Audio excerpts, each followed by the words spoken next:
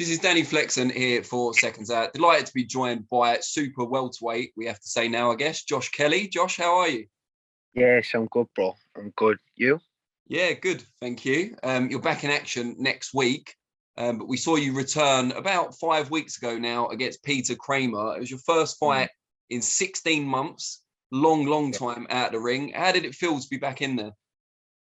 Good bit. Shook off all the cobwebs. Sort of got myself back in. He's supposed to be a tough guy, so to get him out there was good. I felt nice. I can build on that performance.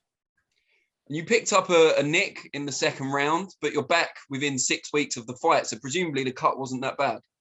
Nah, the cut wasn't anything, mate, really. The cut was just like in the eyebrow. It wasn't really anything. It was more like a scratch, if anything, so didn't need any sort of work on it, anything like that.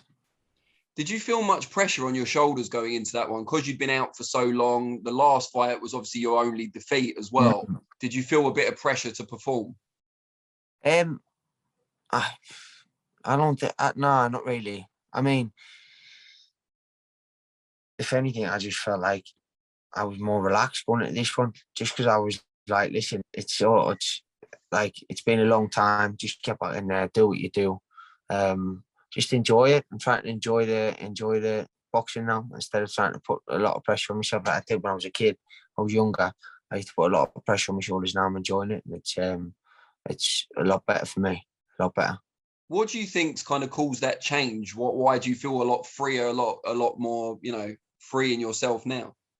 Well, I was going through a lot of mental health issues before the previous fight, and it was just that was come on top big style. It was just a gradual build up of years of knocking them back, knocking the issues back, and not resolving them, and then obviously come to a head in that last fight, and obviously now I've sorted out. That's how it took so long to get back in the ring. I went and sorted everything out, and come back, and now I'm a better person for it, massively, inside and outside the ring, which is just like to actually fight and to get through them 6 rounds I did with David. It was massive for what I was going through. It wasn't nothing to do with the fight. It was to do with stuff outside the ring. It was huge. So to actually go in there and do them 6 rounds was a miracle in itself. Do you know what I mean? I was just blew because of everything I've been through the last couple of weeks leading up to that fight. So that fight there is a blessing in disguise for me. It's helped us really sort myself out, go and get myself, go and like dig deep into myself, find out what was going on, what I need to change, everything else, and I've come back a 10 times better person from that. It's that fight there I look at, and I don't really look much into. I look at, obviously I got beat on the night, and it was David did his thing, and you can't take anything away from him. But myself, I don't look into that performance from myself anyway, really. Without kind of prying too much into what you went through, did you seek external help in the end? Did you get counselling or anything along in that nature? I went down the route I needed to go to get things sorted. So I brought close people in on team now and stuff like that. It was just who were there sort of thing if I ever needed a thing. But it's just one of them things, mate. I think all of us have little niggles in life to just when they want to pop up and show themselves. It's time will tell. So obviously that was my time that popped up and sort of showed its ugly head. So especially in pressure situations, mate, in normal day-to-day life, maybe you just battle on for forever. Do you know what I mean? But in situations where things become high pressure, then these things eventually, like I said, pop up and show an ugly head. Did you find it kind of harder to open up about it because of the job you've got, because you're a boxer? Because it's kind of, it is bred into you to kind of just carry on. Like physical injuries as well. I know Carl Froch used to say he's always had niggles going into fights and you're just supposed to ignore them. Is it the same with mental health issues? You're just supposed to kind of get on with it? Yeah. I mean, it's mad. It's stuff what you sort of not talk about, and you think to yourself, at the end of the day, we're all people. We all walk the same, go to the toilet the same, sleep the same. So it's like we all should be judged on the level playing field. But sometimes when you're a fighter, you're supposed to be this tough man and this and this. But I think the toughest men are the people who go and seek help for themselves, or go down that route and get over it. And you become a better person for it, mate. I become like, weight lifted off my shoulders is just unbelievable. I just feel outside as well. I feel like I'm just a better husband and my wife, a better dad to the kids. I'm just 10 times better person all around. With that in mind, how is family life? You've obviously got 2 kids now, JJ growing up all the time, and little Roman as well. How's all that going? Yeah, it's good, mate. It's hard. Obviously, it's hard work. But obviously, I've got my missus, my wife, who's like such a rock. She supports me non-stop. So without her, some of the things I wouldn't be where I am now. Without her, she sort of holds it down at home. So the support's massive, mate. So it's good. They're going good. Great stuff. Now, next week, you've got Lucas Bastida. I haven't seen much of him. I've looked at his record, obviously. Argentina, only 1 defeat on the record. Bit of a controversial one, looking at the notes on BoxRec. What can you tell us about him? He seems game. He's tall. I think he's a tall fella, rangy, fancies himself. But I feel like it's going to be a step too far for him, in my opinion. It's the first time he's boxed outside Argentina. He's definitely game. He's coming. I mean, he fancies himself. It does fancy himself a lot. So that'll be good that he's going to bring some sort of action, because a lot of people can sort of come over and not perform, but he looks as though he's only had 1 defeat. He's young as well. I think he's 25. So he wants to come over and cause an upset, but I can guarantee that's not going to happen. I've been training too hard and too long for this sort of thing. Yeah, I hear you went out for some warm weather training. I mean, it's been pretty warm over here the last week or so, but I hear you went out for some warm weather training with Mick Conlon, Harlem, and the guys. Yeah, it was beautiful, mate. We went out in Marbella. It was quality. Shout out the guys over there who helped us out. It was absolutely quality, bro. Just what we needed. I mean, we went away and it started getting hot over here. Do you know what I mean? But like, we went away when it was raining, sort of drizzly rain. I was like, I'm buzzing to get away here. And then I'm getting calls back home. It's like the hottest day of the year over here and stuff. And I was like, Jesus, what was the point of us going away? But when you go away, it's different. It's just different. You're more focused. You're more homed in. You got no distractions. So we did 2 hard weeks over there, pushed like mad. So it was quality. What's the difference now with the new promotional team, the new broadcaster? Is there a difference between what you were doing before? Not really in the sense. Well, I mean, obviously there is. The terrestrial TV, I feel like, huge at the moment. I mean, it seems like everything in boxing is just it's just spread out. Like, Eddie's went his way with his own, and then Sky Sports has carried on, and then all these little avenues have opened up for other promoters to come down and get involved. So it's a good opportunity, bro. I'm happy with the team we got. Happy with it's working, and hopefully we can just keep pushing on this year. And I want to be in the big fights in this year. What are those big fights for you, and will they be at 154 going forward? Have you got your eye on any one or any title in particular? 100%. I mean, I think the purse bids are being put up for Troy Williamson fight, and I'm down for that fight. 100%. I am. He knows I am as well. So I haven't got Twitter, mate, and I've got my Twitter's been hacked. So he keeps tagging us and stuff on Twitter, and I can't reply. But I just look and I just think he knows how game I am, and he knows from when we were kids what sort of game I bring. So yeah, 100%. I'd love that fight. Yeah, I was going to ask you about Twitter, actually, because, your account doesn't follow anyone anymore, and there's no tweets in the last year. I wasn't sure if you've been hacked or you're just staying away from it. No, it's been hacked, bro. It's been hacked, and I can't get back into it. The guys, I've had everyone on it, so hopefully I get it back eventually. But yeah, Twitter's just gone for me at the moment.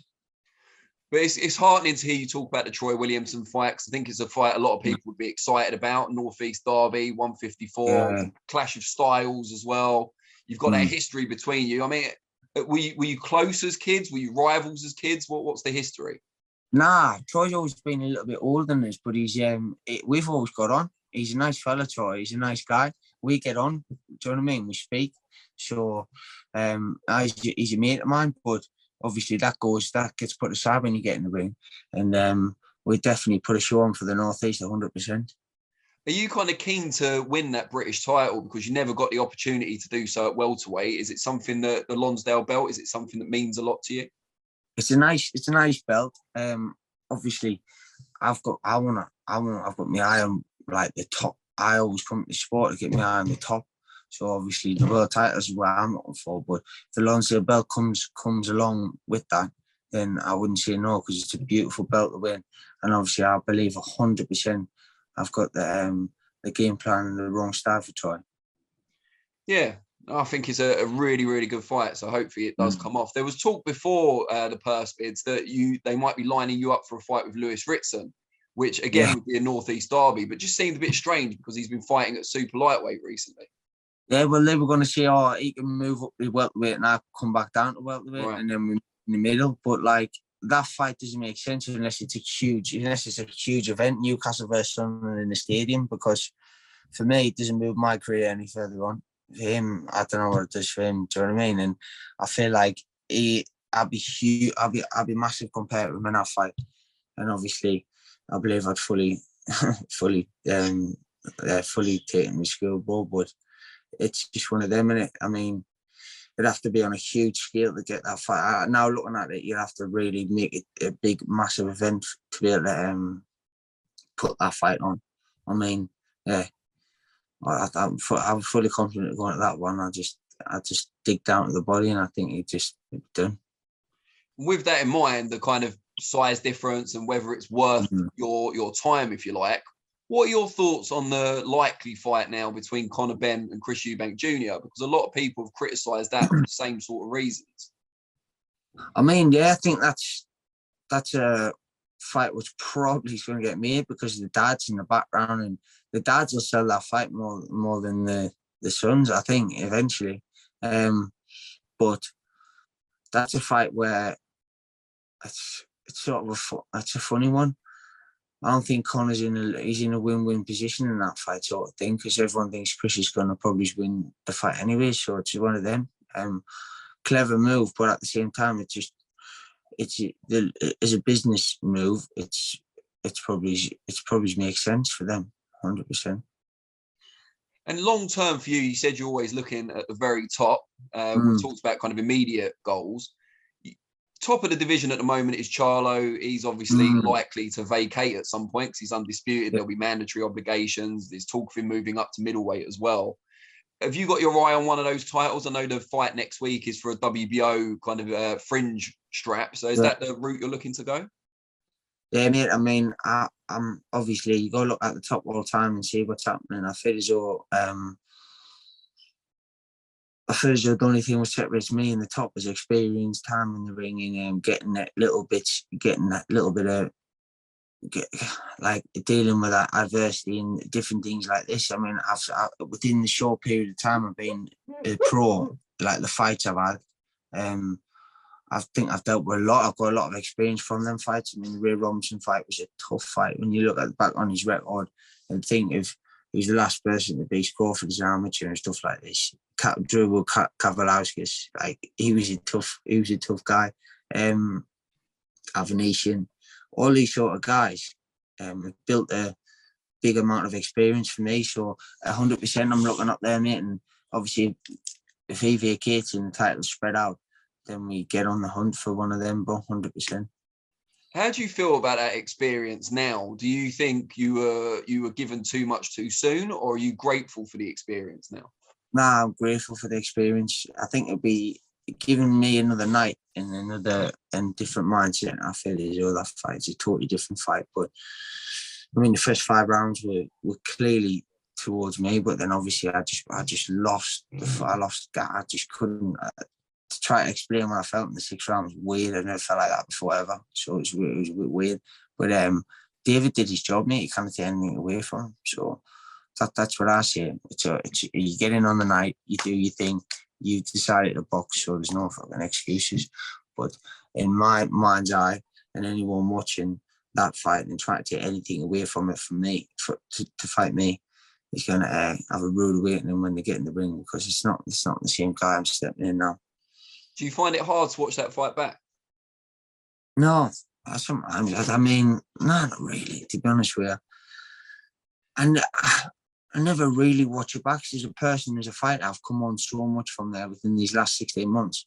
I feel like, what was that? Why wasn't I doing this? Or that week leading up to it, like, why didn't I just fucking think that? And why, like, a couple of weeks before, why wasn't I doing all these things? I'm like, Jesus, no wonder you just blew yourself out in the 6th round.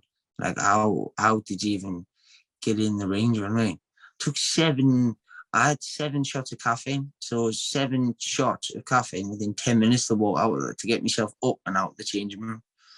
I had a flat white and 250 milligram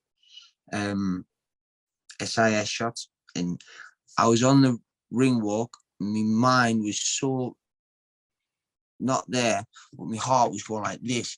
So I didn't know I was going to have a heart attack or what. I was just thinking to myself, this is fucking mental, this is.